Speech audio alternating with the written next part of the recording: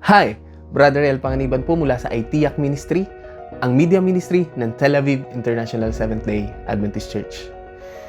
Mari kung nandito kayo sa Israel, ay mapapansin ninyo na marami na namang nakasabit na mga bandila ng Israel sa kanilang mga bintana, sa kanilang mga lansangan, at sa mga gusaling pampamahalaan. Yun ay dahil ngayon darating na April 21 ay ang kanilang 78th Independence Day o yung kanilang tinatawag na Yom HaAtzmaut. Ngunit, nagtatanong ba kayo kung ano ang ibig sabihin ng kulay ng flag ng Israel? Yung kulay white at kulay blue. Ang nag-design ng Israeli flag ay si Israel Bolkin at si Fanny Abramovich. At kinuha nila yung kulay puti mula sa kulay ng robe ng high priest o ng saserdote na mababasa natin sa Biblia. At yung kulay blue naman ay kinuha nila doon sa kulay ng takhelet na yung sinusuot nila kapag sila'y nananalangin, yung talit, which is yung tela na kanilang ibinabalabal kapag sila'y nananalangin na may kulay blue na stripe. Alam niyo ba kung saan nila kinuha yun?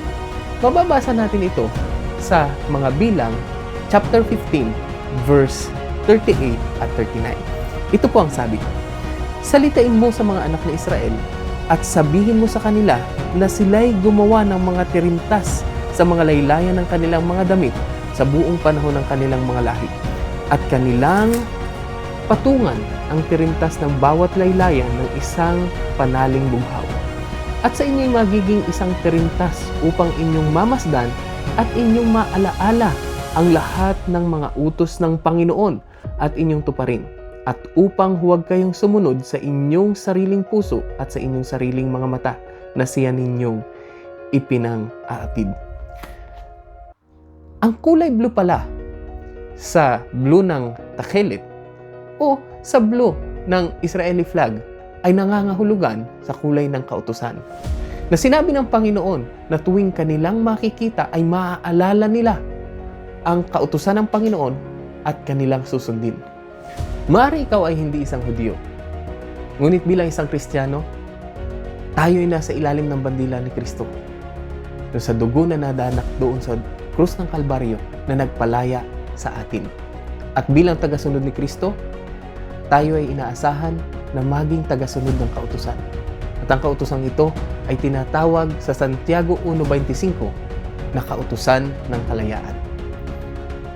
Ang sabi, "Ngunit ang nagsisiyasat ng sakdal na kautusan, ang kautusan ng kalayaan ay nananatiling gayon, na hindi tagapakinig na lumilimot, kundi tagatupad na gumagawa, ay pagpapalain ng taong ito sa kaniyang ginagawa."